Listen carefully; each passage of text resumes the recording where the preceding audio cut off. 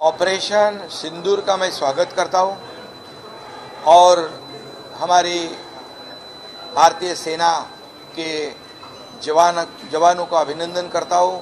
उनको बहुत बहुत उनका धन्यवाद भी अदा करता हूं और इसी के साथ देश के आदरणीय प्रधानमंत्री नरेंद्र मोदी जी का मैं दिल से अभिनंदन करता हूं और उनको भी धन्यवाद देता हूं, क्योंकि पहलगाम में हुआ जो हमला है, निरपराध बेकसूर जो हमारे यात्री जो पर्यटक, उनको बेरहमी से गोलियां दागकर उन्होंने मारा था।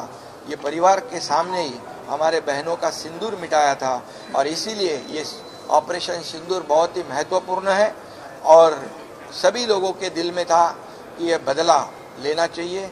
बदले की भावना हर एक देशवासियों के दिल में थी। ये एक दर्द था, एक गुस्सा था और आज हमारे भारतीय सेना ने, हमारे तीनों सेना ने आदरणीय प्रधानमंत्री नरेंद्र मोदी जी के मार्गदर्शन में एयर स्ट्राइक कर ये पाकिस्तान को मुंह तोड़ जवाब दिया है और इसी के साथ पाकिस्तान, मुझे लगता है ये तो ट्रेलर है और आगे देखो क्या होता है। ये पाकिस्तान को पूरी तरह उसका नामो निशान मिटाने का काम हमारा देश करेगा और मैं ये भी कहूँगा, ये भारत नया भारत है, ये घुसकर मारने वाला भारत है।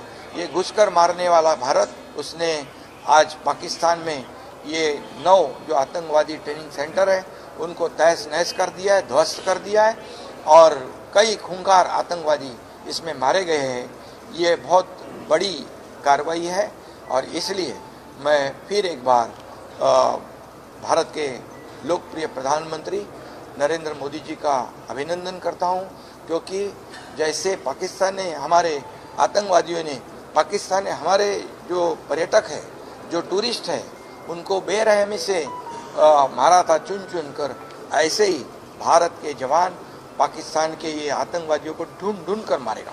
माजी लश्कर प्रमुख मनोज नरवणे हिंदुस्तानी के दिल में जो था वो भारतीय सेना ने कल रात को करके दिखाया। पाकिस्तान के माध्यम से जो अतिरेकियों ने 26 लोगों की जानें ली थी, उसका दुख हर हिंदुस्तानी के दिल में था, हर भारतीय के दिल में था। कहीं ना कहीं वो बोझ हल्का हो गया। भारतीय सेना ने जो कामगिरी की, जो कुछ करके दिखाया, उससे भारतीय का सर ऊंचा हो गया है। भारतीय सेना का जितना अभिनंदन करो उतना ही कम है। ये बात बड़े फख्र से कहता हूं कि हमारा सीना चौड़ा हो चुका है।